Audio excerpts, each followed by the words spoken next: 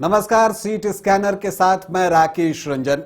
इस कार्यक्रम में हम बिहार विधानसभा की अलग अलग सीटों को स्कैन कर रहे हैं, उसके स्वभाव के बारे में जान रहे हैं, दावेदारों की चर्चा कर रहे हैं, राजनीतिक और जातीय समीकरण जो है उसे समझने का प्रयास कर रहे हैं और साथ ही इतिहास पर भी एक नजर डाल रहे हैं। तो आज जिस सीट की बारी है वो बांका जिले की सीट है और बांका लोकसभा क्षेत्र के अंतर्गत आती है। वो सीट है कटोरिया की सीट है और कटोरिया जो सीट है वो बिहार में जो दो सीट है अनुसूचित जनजाति के लिए आरक्षित सीट, उसमें से एक है। जो एक और सीट है वो मनिहारी की सीट है। तो अगर हम कटोरिया की बात करें तो जो कटोरिया है वो झारखंड का सीमावर्ती है, मतलब कटोरिया के बहुत सारे क्षेत्र जो हैं वो झारखंड के साथ जो है वो सटे हुए हैं, तो उसका भी एक प्रभाव जो है यहां पर दिखता है। और यही वजह है कि झारखंड में जो सरकार में है पार्टी झारखंड मुक्ति मोर्चा,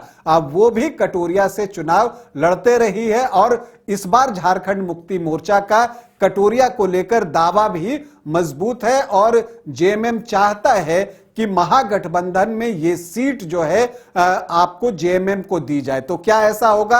आरजेडी क्या ये सीट जो है जेएमएम को दे देगा? ये देखना जो है दिलचस्प होगा। अगर हम कटोरिया की बात करें तो कटोरिया जो है शुरू के 3 चुनाव तक जो है एसटी आरक्षित सीट थी, फिर आपको 1967 से 2005 तक ये सामान्य सीट थी और फिर नए परिसीमन के अनुसार जो है 2010 से ये फिर से एसटी आरक्षित सीट हो गई है। लेकिन जब दोबारा ये एसटी आरक्षित सीट हुई है तब से बीजेपी का प्रदर्शन यहां पर बेहतर रहा है और बीजेपी और आरजेडी के बीच में एक मुकाबला दिखता रहा है। लेकिन इसमें जेएमएम की भूमिका भी महत्वपूर्ण दिखी है। यह दिखा है कि जब जेएमएम का प्रदर्शन बेहतर होता है तब जो है जीत आरजेडी को मिलती है, क्योंकि तब ट्राइबल वोटर्स जो हैं वो जेएमएम के साथ चले जाते हैं। लेकिन जब जेएमएम का प्रदर्शन कमजोर होता है तो ट्राइबल वोटर्स जो है वो शिफ्ट हो जाते हैं टुवर्ड्स बीजेपी।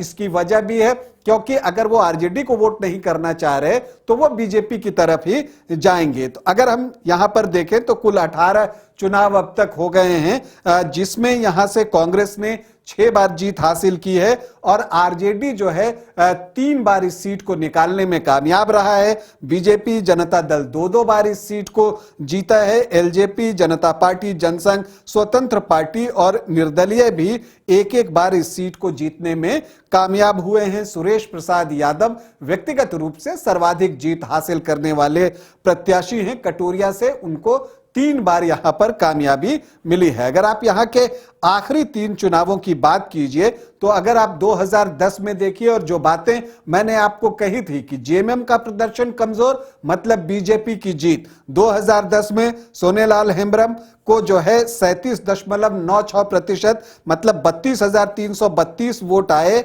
और जो आरजेडी प्रत्याशी थे सुखलाल बेसरा उनको 23,569 वोट आए। लेकिन जेएमएम का प्रदर्शन यहां कमजोर रहा, 2.91% वोट मतलब 2,471 वोट ही उन्हें आए। तो जेएमएम का प्रदर्शन कमजोर, जीत मिली बीजेपी को 8,763 वोटों से।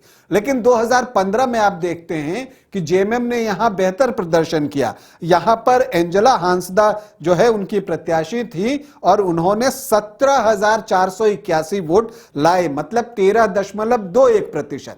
रही वो तीसरे स्थान पर ही, लेकिन प्रदर्शन बेहतर हुआ मतलब कि ट्राइबल वोटर शिफ्ट हुए टुवर्ड्स जेएमएम, उनके साथ स्टिक करते हैं तो वोट जो है बीजेपी का कम होता है और जीत मिलती है आरजेडी को। स्वीटी सीमा हेम्ब्रम आरजेडी प्रत्याशी यहां पर 10,337 वोटों से जीत जाती हैं और यहां पर डॉक्टर निकी हेम्ब्रम जो सोनेलाल हेम्ब्रम की बहू हैं वो आपको दूसरे स्थान पर छूटती हैं, उनको इस बार 33.5% वोट ही मिलते हैं। फिर आप आइए 2020 में, इस बार क्या होता है? जेएमएम के प्रदर्शन से ही हम शुरू करते हैं। जेएमएम का प्रदर्शन इस बार बेहतर नहीं रहता है, उनको 5,606 वोट ही आते हैं मतलब 3.5%।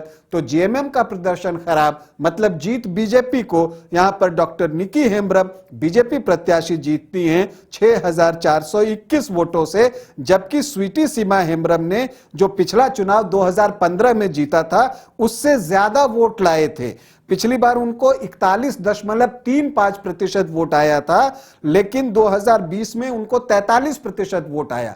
तो ज्यादा वोट लाकर भी वो हार गई, क्योंकि यहां जेएमएम का प्रदर्शन कमजोर रहा था। तो इसीलिए इस बार जो है ये कहा जा रहा है कि जेएमएम जो है इस सीट से चुनाव लड़ सकता है, क्योंकि देखिए M+Y यहां पर बहुत अच्छा है। अगर उसमें आदिवासी वोटर्स भी जुड़ जाते हैं तो महागठबंधन का पलड़ा जो है वो भारी हो सकता है। अगर यहां पर आप दावेदारों की बात कीजिए तो देखिए मुकाबला जो है डॉक्टर निकी हेम्ब्रम और स्वीटी सीमा हेम्ब्रम के बीच ही दिखा है। एंजेला हांसदा जो है पिछले 2 अवसरों से मुकाबले को त्रिकोणीय बना रही हैं। क्या इन्हीं तीनों प्रत्याशियों के बीच मुकाबला होगा या आरजेडी और जेएमएम के बीच जो है समझौता हो जाता है और यहां से समझौते के आधार पर चुनाव होता है?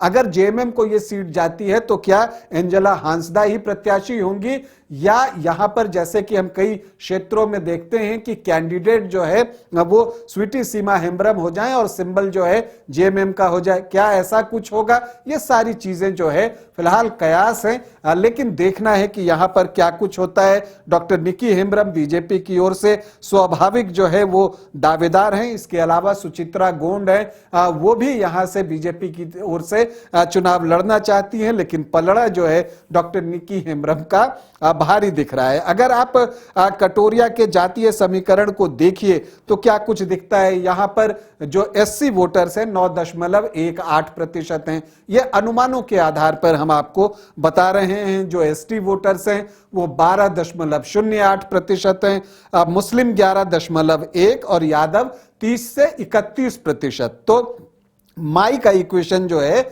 41 से 42% के आसपास है। सामान्य जाति की अगर हम बात करें तो 9 से 10% वोट ही यहां पर सामान्य जाति के हैं। कोयरी कुर्मी यहां 3.5 से 4%, वैश्य यहां पर 10 से 10.5% हैं, और यहां पर धानुक जो हैं उनकी संख्या अच्छी है। मंडल सरनेम जो है वो 6.3% है, और जो अदर ओबीसी ईबीसी की हम बात करते हैं वो 13-14% के आसपास है। तो यहां पर जो धुरी है वो आपको एसटी वोटर्स की बनती है। वो जिस तरफ झुक जाएंगे, जीत जो है उनको मिलने की संभावना जो है वो बढ़ जाती है।